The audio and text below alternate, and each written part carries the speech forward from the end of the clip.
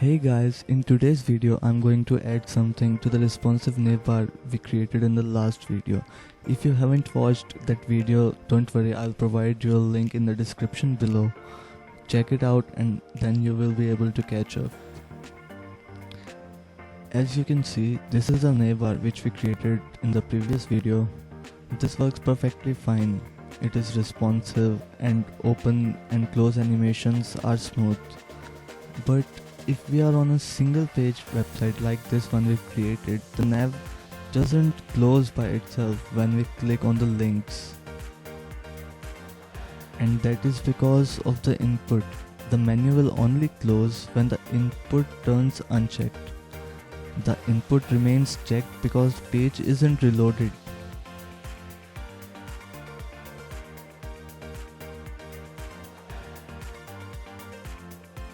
So we have to find a way to uncheck the input whenever a link is clicked.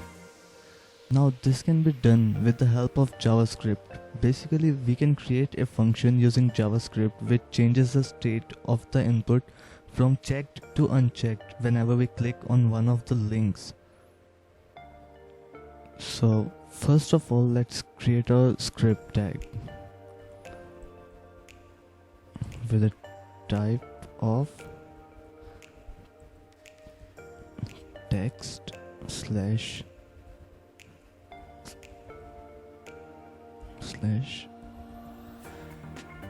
JavaScript, and just to confirm everything's working fine, let's alert hi.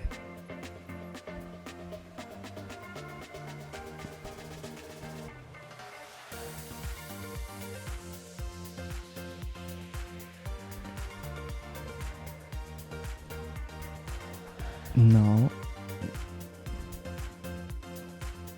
we have to select the UL list, which will be done by document.getElementById, and let us give an ID to a UL. Here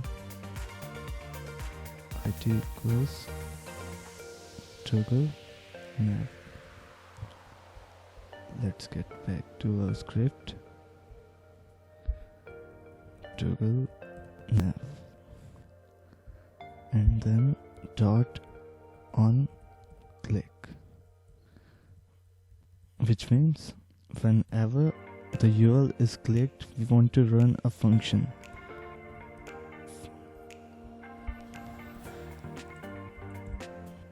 Here we want to select a input checkbox, which will be done by again document.getElementById, and the ID of our input checkbox, which is check.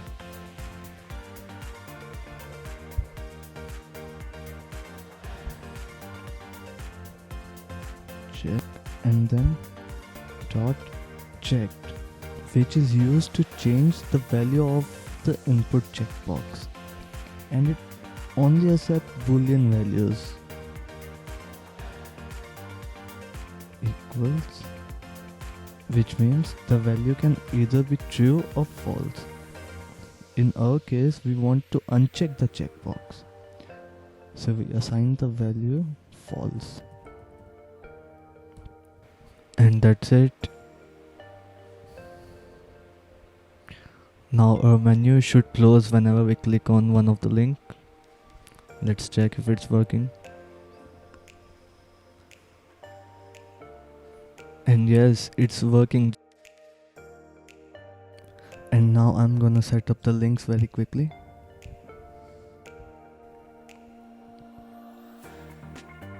Let's give this an ID of first section.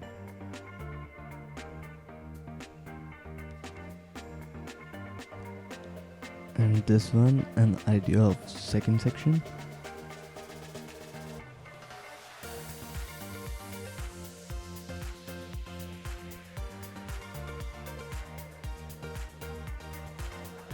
And then link them to our A tags.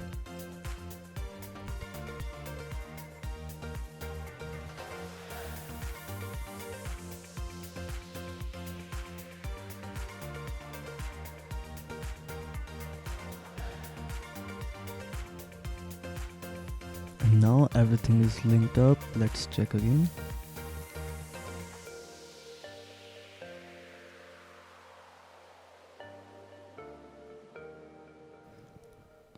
As you can see, this jumps straight to a section which looks very odd.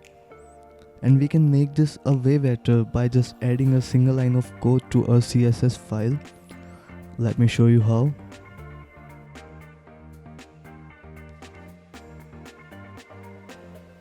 Step 1, select a HTML and add a property named scroll behavior and giving it a value of smooth.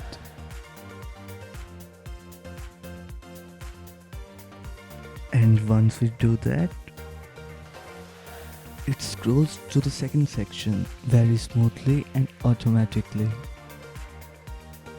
And one more thing I would like to tell you, that this scroll behavior property is not compatible with Edge and Safari. But don't worry, the scroll will work as same as it was working before, just like jumping straight to that section. I hope you guys liked this video, and please make sure to like, comment and subscribe to my YouTube channel. And thank you so much guys, see you in the next video.